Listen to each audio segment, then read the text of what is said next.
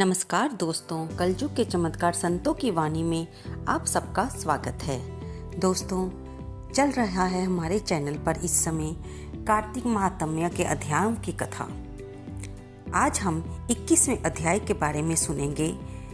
अभी तक हमने ये देखा कि धर्मदत्त के हाथ से तुलसी के जल के छींटे पड़ने पर कलह की मुक्ति होती है और जो विष्णुगण होते हैं वे धर्मदत्त को इस बारे में बताते हैं और उसको आगे के बारे में भी बताते हैं कि धर्म का आचरण करने के कारण वे अगले जन्म में राजा दशरथ बनेंगे और उनके कुल में भगवान भी जन्म लेंगे। अब सुनते हैं हम आगे की कथा। श्री विष्णुगण बोले, हे द्विज, इतिहास समेत हम प्राचीन बात कहते हैं, उसे ध्यान से सुनो। कांचीपुरी में चोल नामक चक्रवर्ती राजा था। उसके ही नाम से चोल देश प्रसिद्ध था। उसके राज्य में कोई आदमी दुखी, पापी, गरीब और रोगी नहीं था। एक समय वह राजा अनंत शयन नामक स्थान को गया, जहाँ की योग माया के साथ भगवान श्री हरि शेष शैया पर शयन करते हैं। वहाँ लक्ष्मी ने पति भगवान का मणियों और सुंदर सुवर्ण के फूलों से पूजन किया। पृथ्वी पर राजा प्रणाम करके बैठ गया। तभी हाथ में तुलसी और जल लिए कांचीपुर में रहने वाले श्री हरि सूक्त मंत्रों इत्यादि से भगवान को स्नान कराया और तुलसी दल व मंजरी से पूजन किया। भगवान के ऊपर ब्राह्मण के तुलसी दल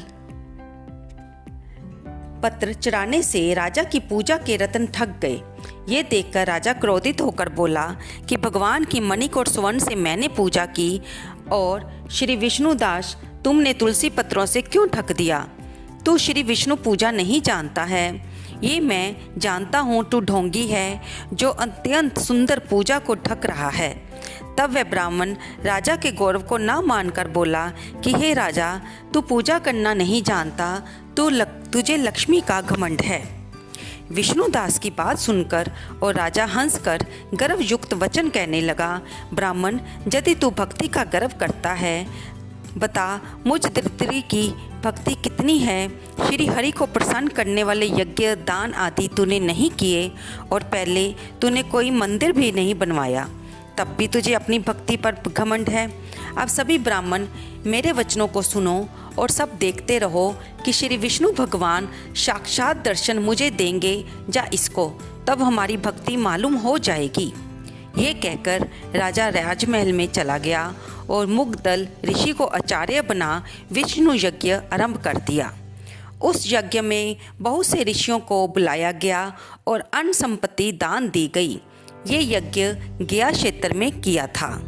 विष्णुदास ने भी उसी मंदिर में ठहरकर विष्णु को प्रसन्न करने के लिए माघ और कार्तिक व्रत किया, तुलसी का पेड़ लगाया और एकादशी के दिन द्वादशाक्षर मंत्र, षोडशोपचार और नृत्य, गीत आदि मंगल कर्मों से प्रतिदिन पूजा व व्रत करने लगा।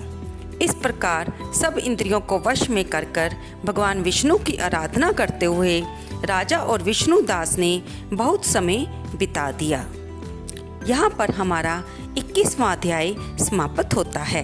इति कार्तिक महात्म्य 21वां अध्याय।